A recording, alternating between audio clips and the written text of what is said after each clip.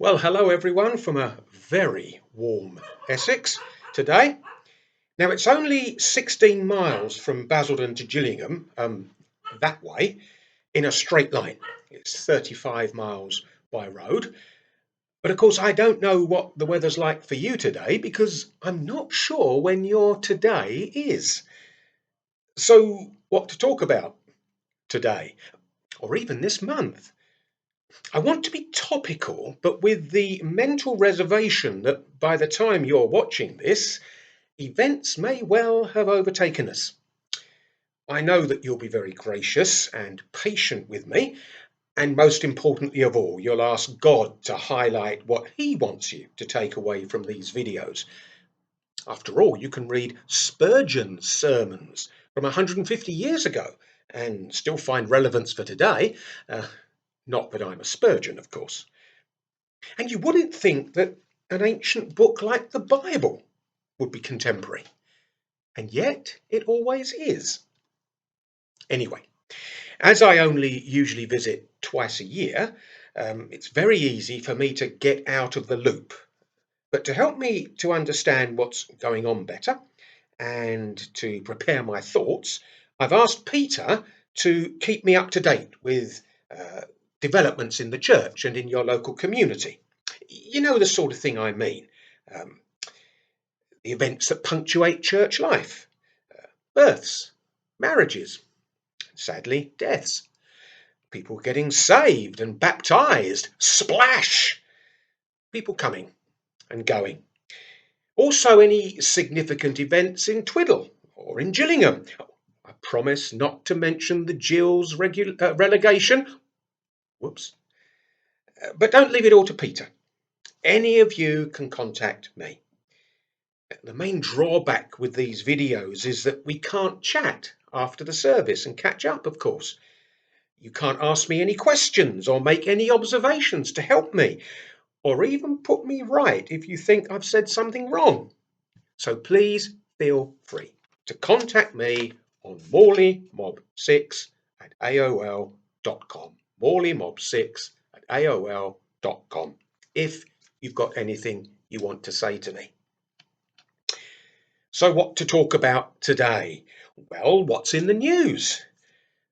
Boris Johnson. When isn't he in the news? The leadership election, Ukraine, migrants. What about money? Money. We'd forgotten all about inflation, hadn't we? Young people barely knew what inflation was until this year. All of us sure know now. Fuel up, energy prices up, all prices up. And with inflation inevitably comes industrial unrest. I hope it's not 1979 all over again, but this time a summer of discontent. Does the Bible have very much to say about inflation? Well, the Bible, of course, isn't the Financial Times. It's not meant to be. But Revelation does talk about a time when someone will cry out, "A quart of wheat for a day's wages, and 3 quarts of barley for a day's wages." So that's a time when people will be working all day just to eat. Doesn't that chime with the current crisis of some people eating or heating? Revelation goes on to say, this is chapter 6, it goes on to say, "Do not damage the oil and the wine." So while people are struggling to pay for the essentials, the more luxurious products are protected. Some people might see a hint of modern times in that. Anyway, those verses in chapter 6, they are part of the passage about the 4 horsemen of the apocalypse.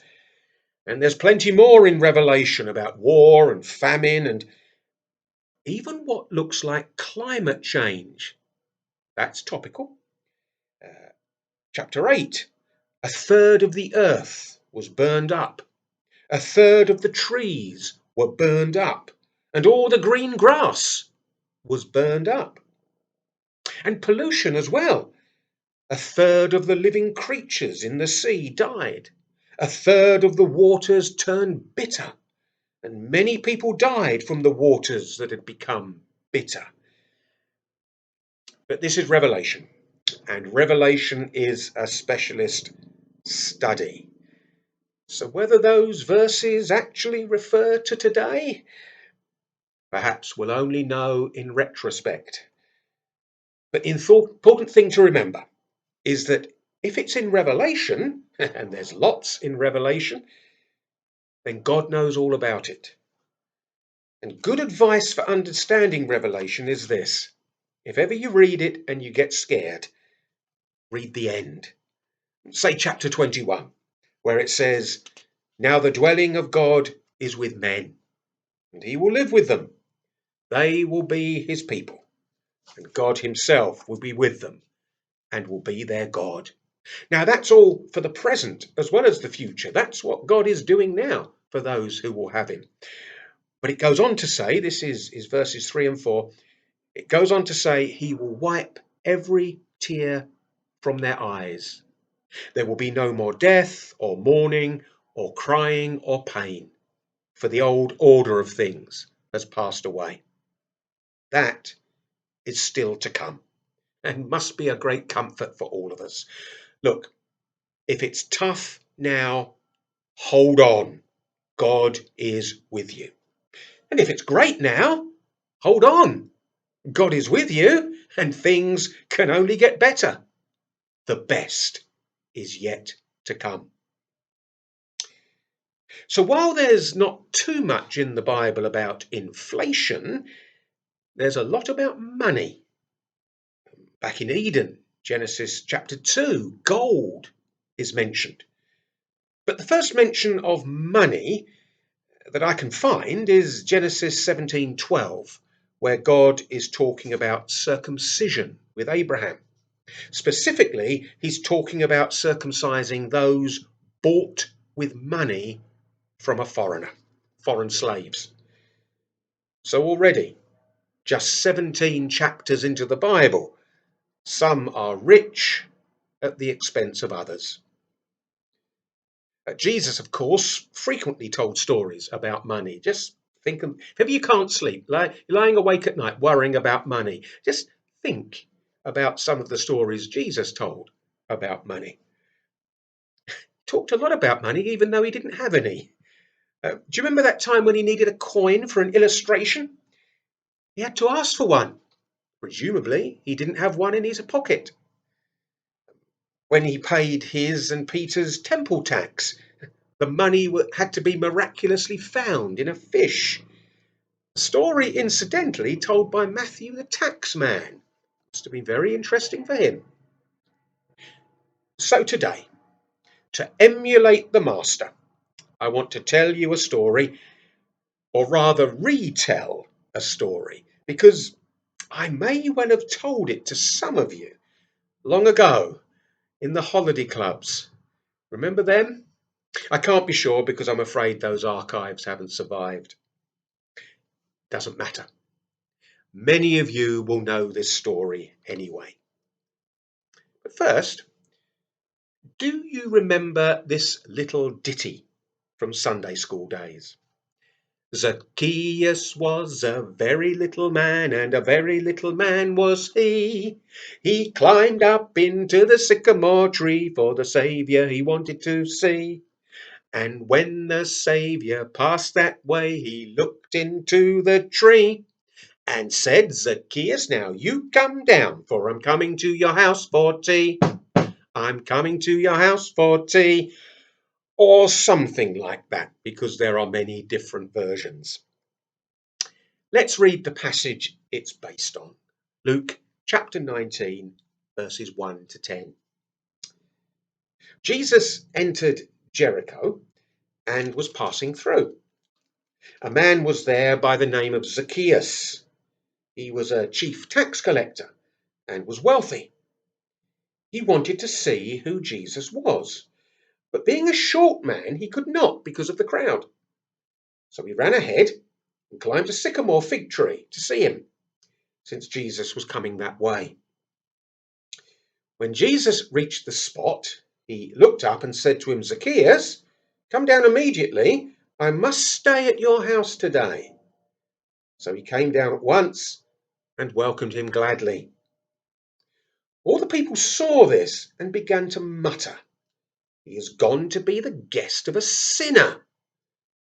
But Zacchaeus stood up and said to the Lord, "Look, Lord, here and now I give half of my possessions to the poor, and if I have cheated anybody out of anything, I will pay it back 4 times the amount."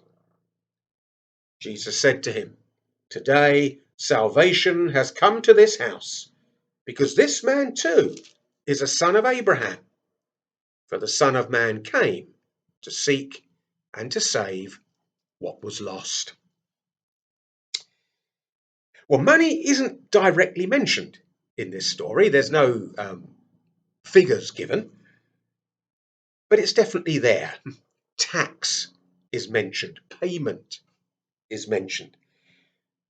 But strangely, as I read and reread this famous passage, I don't think this episode is really about money at all. But then money isn't really about money. I mean, a £5 note. It's only worth £5 because the system says so. What £5 is actually worth depends entirely on context. And in an inflationary context, we know that all too well. But think for a moment, what is £5 worth on a desert island? Nothing at all. As Paul said, it's not money that's the problem, but something else. The love of money is a root of all kinds of evil. So I think that this story about money, it's really about identity. So here's the first question to ponder. How much of your identity is bound up in your assets? Or to put it another way, how much would God have to strip away from you to get to your heart? Now, it's quite obvious that Zacchaeus was unpopular in Jericho. I know that because of what they called him. Did you notice verse 7? A sinner. That's a joke word today, but in those days, that was a terrible insult. But I think Zacchaeus gets a bad press. If you went to Sunday school, were you taught that he was a liar and a cheat? One version of that song even says, Zacchaeus was a greedy little man. But Luke doesn't say that. And Luke, we know from his own testimony, was a very careful historian. He doesn't say that anywhere. He says he was a wealthy tax collector, a wealthy chief tax collector. But you'd expect a chief tax collector to be wealthy, wouldn't you? I don't suppose the chief executive of Her Majesty's Revenue and Customs, her chief tax collector, is poor. Do you? And remember, tax collectors were unsalaried then. Today, they're civil servants. They have salaries, they have career plans, they have pension pots. Not in those days. Then they operated a system called tax farming. They purchased a concession from the governor to collect X amount in taxes. And so to live, they obviously had to collect a little bit on top in commission. Now, naturally, what a collector would call a reasonable commission, a taxpayer would call exorbitant extortion, just like today. Everyone agrees that they pay too much tax. But what was Zacchaeus' opinion of his business practices? He felt he was honest. He said to Jesus, "If I have cheated anybody out of anything, I will pay back 4 times the amount." He was inviting claims to be submitted, form a queue. Whether any were, we just don't know. But as I say, he was unpopular in Jericho, and the people sneered at him as a sinner. Well, they would, wouldn't they? I'm sure modern tax collectors have to get used to all the jokes and jibes whenever they mention their jobs. But I do think things had got really nasty for Zacchaeus. I think the people were saying that because he worked for the authorities, and therefore at least indirectly for the Gentile pagan Romans, that he wasn't a real Jew, that he was illegitimate, that he was not a son of Abraham. He wasn't one of us. He was a traitor. And you know what happens to traitors, don't you? Well, we have a word for them. Quislings. You know who the original Quisling was, do you? Quisling was the puppet the Germans set up to rule Norway for them. When the Germans left, Quisling was taken by his countrymen and shot on the 24th of November 1945. Luke tells us that Jesus entered Jericho. He was actually entering New Jericho, having passed through the old town where he'd just healed blind Bartimaeus. You can read that in the previous chapter. Luke tells us that immediately he received his sight, Bartimaeus followed Jesus, praising God. So we can guess that Bartimaeus was in the crowd around Jesus. And that healing was actually the last miracle Jesus would perform before arriving in Jerusalem. When Jesus had asked Bartimaeus what he wanted him to do for him, Bartimaeus had said, "Lord, I want to see." And Jesus obliged, and the first person Bartimaeus would have seen would have been Jesus, of course, standing in front of him. And now Zacchaeus, who could see, wanted to see Jesus. He'd heard of him. Now he wanted to see him for himself, to find out who he was. So he ran ahead of the crowd and climbed up a tree on Jesus's route. That's a sign that he really wasn't welcome in the town, wasn't it? No one made any room for him, even though he was a little man. Children would be helped, children would be picked up. No one helped Zacchaeus. Now, Zacchaeus' reputation was even lower than his inside leg measurement, so climbing trees wasn't going to help him. It makes me pause to ask, how low will you go for Jesus? Or how high? Or to put it another way, are you prepared to be a fool for Christ, like Paul says? Anyway, Jesus stopped under the tree and called him down by name. I'm sure there was great hilarity. Little Zach up a tree, until Jesus invited himself to his house, although not for tea, of course. Tea is not a beverage known in the Bible. Now it was Jesus who was making the scandal, and people weren't laughing. They were furious. No reputable person would eat with a tax collector. But Luke says that Zacchaeus welcomed him gladly. Will you welcome Jesus gladly? Will you welcome disreputable characters gladly for his sake? The religious people were sneering because they were righteous. They were righteous. Zacchaeus was a sinner. How did they know they were righteous? Well, they knew they were righteous because they did righteous things. What sort of things? Well, we're not told in detail, but amongst those things, amongst those righteous acts, many of them would have tithed. They would have given 10% to the Lord in accordance with Leviticus 27, verses 30 to 33. They would give 10% to the Lord and glow in their own righteousness. What did Zacchaeus say? He said he wouldn't double that. or triple it or quadruple it. He would go 5 times better. There and then, to celebrate Jesus' visit, he'd give half his wealth, and he'd give it to the poor to cut out potentially corrupt, righteous middlemen.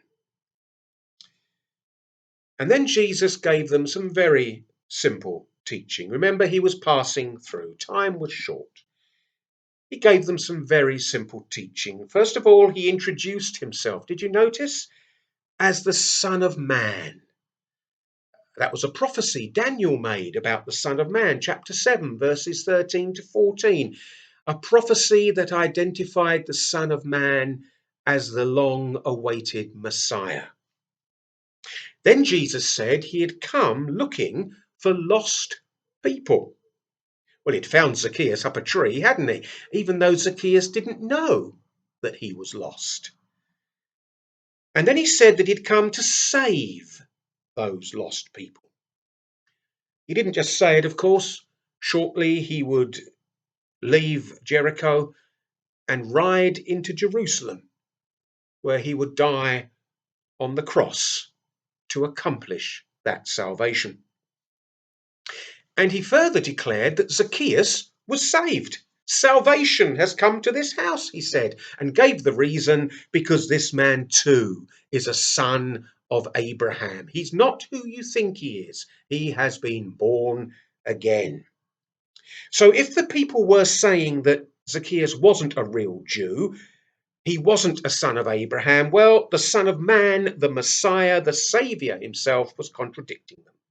This man is a son of Abraham. He truly is a Jew. He really is one of us. Wow. Was that because he gave money? Where's the collection box? Bring it round. How much have I got to give? No. You can't buy your salvation. Remember, the gospel is good news for the poor. If you had to buy it, it would be the very worst news for the poor, wouldn't it? No, when the Messiah called him, Zacchaeus responded gladly. And then he proved his salvation. He didn't earn it. He proved his salvation by remembering the poor. Stop hiding from Jesus, won't you? He came to seek the lost, so he knows exactly where you are. And he's calling you by name. Now, I don't know all your names. I know some of you, but there's lots of you I don't know your names. I'm not introduced when I'm standing at the front. I see lots of faces. I remember your faces. I can't always put names to them. Jesus knows your name. He called Zacchaeus Zacchaeus. That means pure. Jesus saw the potential in what he could do for this man. Will you let him purify you? Jesus was only passing through Jericho on his way to make his triumphal entry into Jerusalem. But he took time out before he left to make a triumphal entry into a sinner's heart. You will welcome him, won't you?